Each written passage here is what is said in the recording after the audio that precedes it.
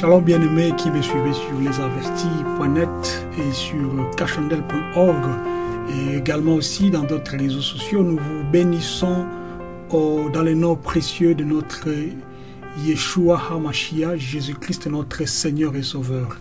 Sois béni toi qui va me suivre,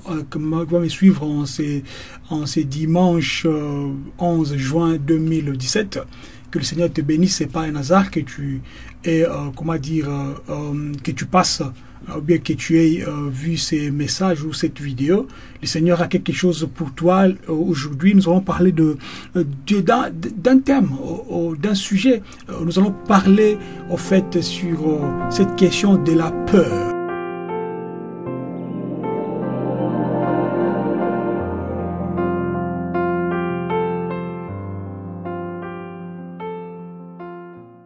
Vous savez que la peur, c'est quelque chose qui ronge beaucoup de gens, surtout dans notre société aujourd'hui. Beaucoup ont peur d'échouer leur vie, beaucoup ont peur de ne pas avancer dans leur vie, dans le mariage, dans la famille, dans des situations différentes. Peut-être toi qui me suis en ce moment, tu as aussi peur de rater quelque chose ou d'échouer quelque chose dans un domaine, dans un ou un autre domaine quelconque. C'est pourquoi aujourd'hui nous voulons, par la grâce de Dieu, essayer un peu de parler sur ces sujets, car nous avons pensé que c'était aussi important de parler de ces sujets. Mais tandis que lorsque nous avons eu le temps de préparer ces messages, nous comprenons que il y a deux types de peur. Il y a une autre peur qui est une peur positive. Il y a aussi une autre peur qui est une peur négative. La peur positive ici, c'est quoi?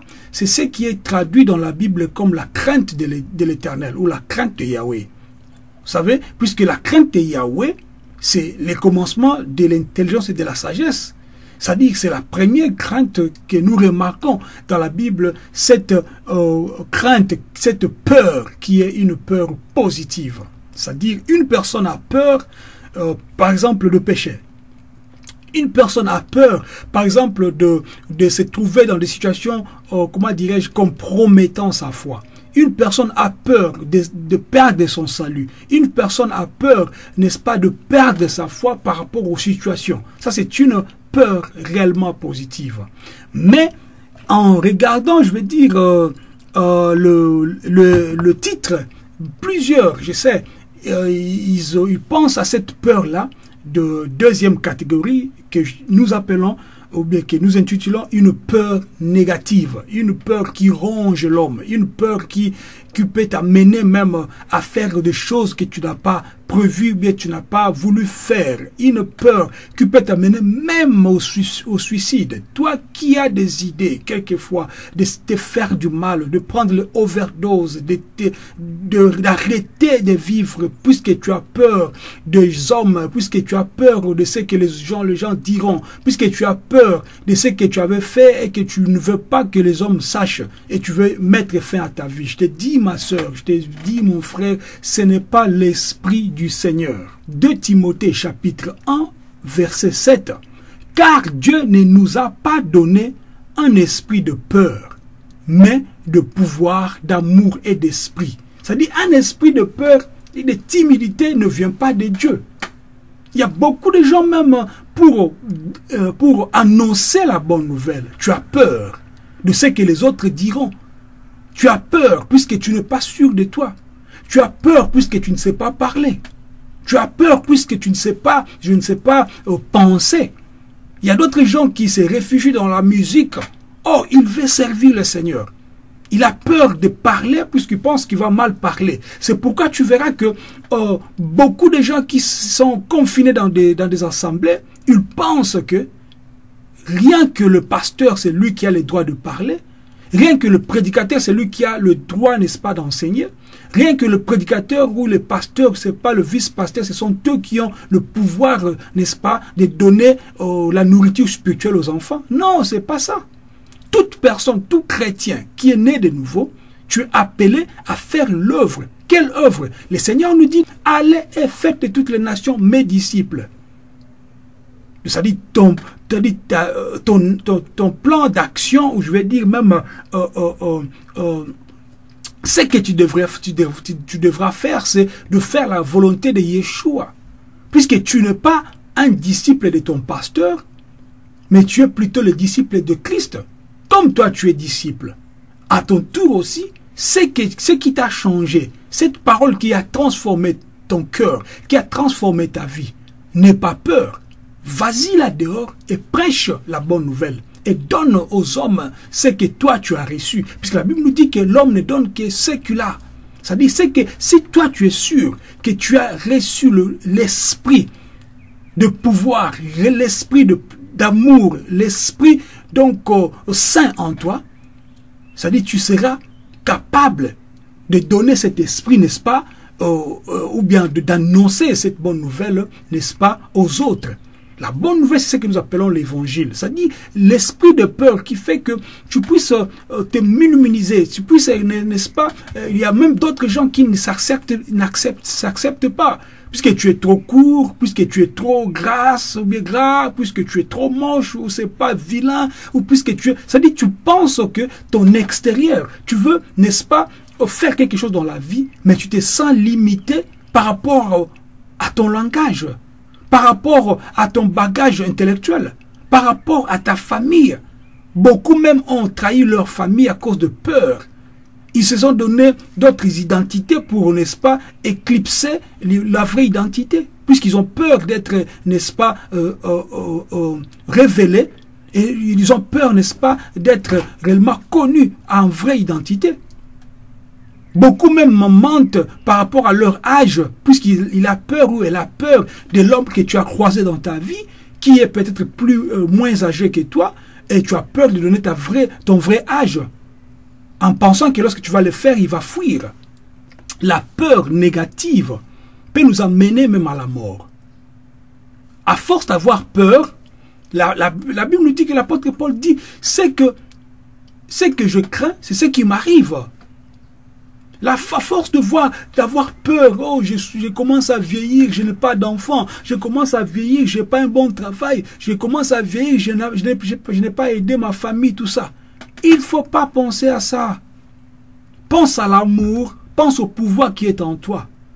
Tu veux faire quelque chose, mais commence de le faire en croyant que tu peux le faire. Il y a d'autres gens même qui ont peur d'aller chez le médecin puisqu'ils pensent que lorsque je vais aller là-bas, il va diagnostiquer une maladie sur moi. Il y a d'autres même qui pensent que lorsque je suis malade, je ne peux pas manger, je ne peux pas boire, puisque si je bois, je vais provoquer cette maladie. Exemple. Vous comprenez qu'il y a des choses qui se passent dans ce monde que les hommes ne sont pas capables, n'est-ce pas, à comprendre ce que le Seigneur dit.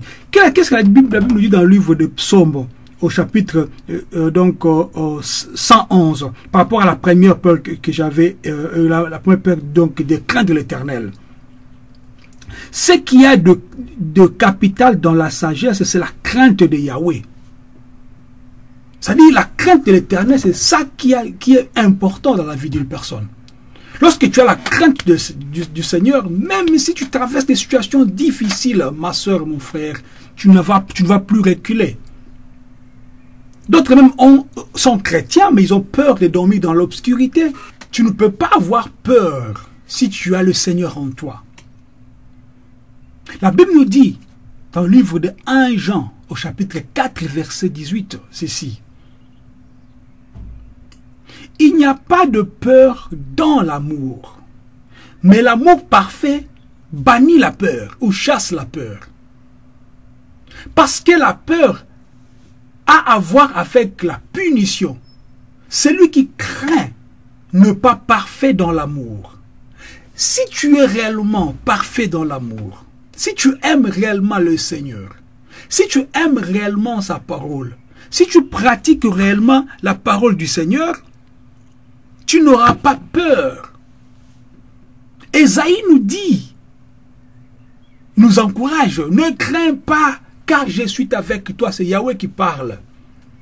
C'est-à-dire la deuxième peur, cette peur négative, c'est une peur qui peut atteindre une personne qui n'est pas sûre de son salut. Une personne qui est désemparée. Une personne qui est désorientée. Une personne qui pense que je peux tout par moi-même. Or, le Seigneur, Yeshua nous dit, venez à moi, vous tous qui êtes chargés et fatigués, je vous donnerai du repos. Quelque part, cette promesse fait que, même lorsque tu avais peur et que tu donnes ta vie à Yeshua, toute ta vie, tout fardeau, tout ce que tu avais comme problème, tu confies entre ses mains. Et du coup, tu n'as plus peur. C'est pourquoi lorsque tu as peur du lendemain, c'est que tu n'as pas confiance en Dieu. Peut avoir peur que quelqu'un qui n'a pas confiance en Dieu. Si tu as confiance réellement en Yeshua, en Christ Jésus, tu ne peux plus avoir peur. Toi qui avais la peur, à partir de ce moment, pendant que tu suis ce message, sois encouragé. Ne crains rien. Si tu es sûr que tu es avec Yeshua, si tu es sûr que tu es avec le Seigneur, tu n'auras plus peur. Que le Seigneur te donne encore la force de surmonter même ce que tu es en train de traverser. Car il n'y a pas de problème, il n'y a pas de montagne qui peut être élevée devant la gloire ou la puissance du Seigneur. Le Seigneur nous a donné le pouvoir de marcher sur les scorpions, le serpent et toute chose et tout esprit. C'est-à-dire, lorsque tu as peur, la peur c'est un esprit. Et cette peur, l'esprit négatif, c'est-à-dire cette peur négative, peut t'amener à la ruine, peut même faire que tu puisses rater le royaume. Pourquoi? Puisque lorsque tu as peur, c'est l'absence au fait de la foi. Or, sans la foi, tu ne peux pas voir Dieu. Sois béni et que tu puisses réellement méditer sur ce message. Si tu as encore des questions par rapport à ça, écrivez-nous, écris-nous. On ne cessera pas de les dire. Le Seigneur revient bientôt. Que le Seigneur vous bénisse. Shalom.